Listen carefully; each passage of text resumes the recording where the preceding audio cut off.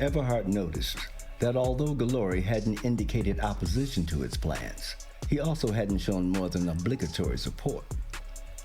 After the others had retired to their staterooms, Everhart summoned Galori back to the deck. Everhart had changed from his custom-tailored Seville rose suit into the white robes. Looking over the rippling moonlit waves, Everhart pointed starboard to a tiny island. See that reef? Back in the mid-1700s, a Dane by the name of Diedrich established a slave colony there. The place used to be covered with trees.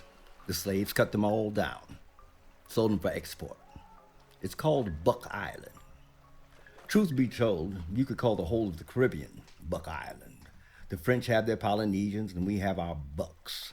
The UCC Virgin Islands, the Marianas, Guam, Puerto Rico. He paused for a moment before seemingly changing the subject. I thought we'd have a little talk before you return to the Vatican. Are you aware that the people out west are all over social media printing and distributing various depictions of Jesus as a black man? Galori braced in his chair. I know all about it. Then you know why they're doing it. Obviously, to break the confidence of the congregation by insinuating that they're worshiping a black man. That's right, and who the hell cares if they are? I know I don't. My only concern is that I represent whoever they end up worshiping. But here's the main thing. The black Jesus thing is catching on. The good part is that they still believe in Jesus at all. Imagine if they start looking for salvation within themselves. That's when it's our turn in the barrel. That's when we end up on Buck Island. But I'm not going to let that happen, so pay attention. Recently, for the first time since its inception, the Catholic Church elected a non-European pope. How did that happen? At the end of the Second World War, every Nazi who could found his way to Argentina. They were able to thrive there. They were safe there. They were protected, some say, by emissaries of the church.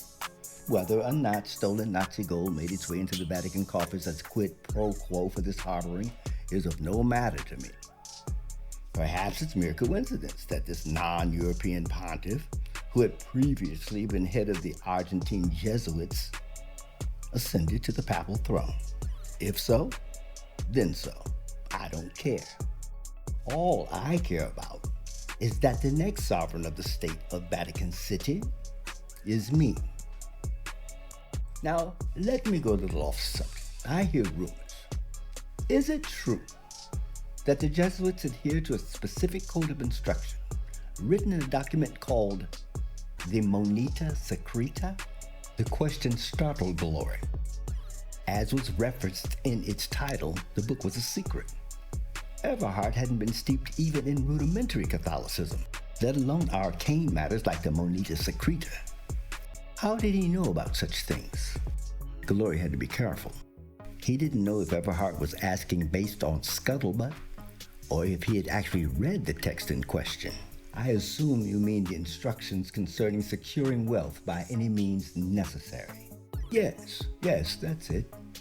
The doctrine that affirms every treachery, so long as it results in bringing wealth to the order. I assure you, I have no personal knowledge of any such book. I've never seen or read it. As far as I know, there is no such document or doctrine. It's a vicious lie meant to discredit the order. Of course it is. If it were true, that would put you in the service of Mammon, and you can't serve two masters, can you? Galori struggled to keep his tone measured. Even though he outranked Everhart in church hierarchy, he knew his place as between the two of them. Surely you've no doubt of my fealty, Diedrich. Everhart leaned over Galori's shoulder and set a balloon glass of cognac on the table in front of him. No, Secretary Galori. I have no doubt whatsoever of your loyalties. If only Galori had been a bit more enthusiastic, Everhart may have changed his mind. But the Secretary had been given a chance to reaffirm his allegiance, and he'd come up short. When Galori reached for the cognac, Everhart stepped in behind him and produced a thin braided cord from inside his robes. Before Galori could raise the glass, Everhart coiled the cord around his neck. I know about the cryptocurrency in cold storage, wrenching the cord tighter while bending closer to Glory's ear. I, the Lord thy God, am a jealous God. Thou shalt have no other gods before me. I am the Alpha and the Omega, the jasper and the sardis stone, the first and the last. Glory's eyes bulged and his tongue protruded between his lips. His soft hands were no deterrent to the garrote cutting into his throat. Soon enough, his body went limp and slumped backward in the chair. Everhard placed his hand on Glory's mouth and spoke aloud as though he were the dead man. And he touched my mouth and said, Behold, this has touched your lips. Your guilt is taken away, and your sin atoned for.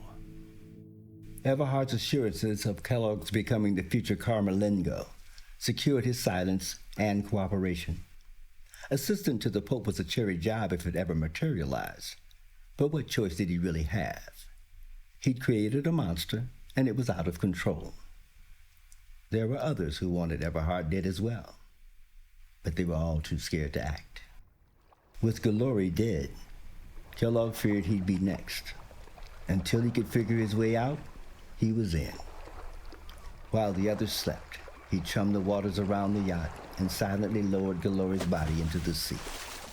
The Caribbean reef sharks did the rest.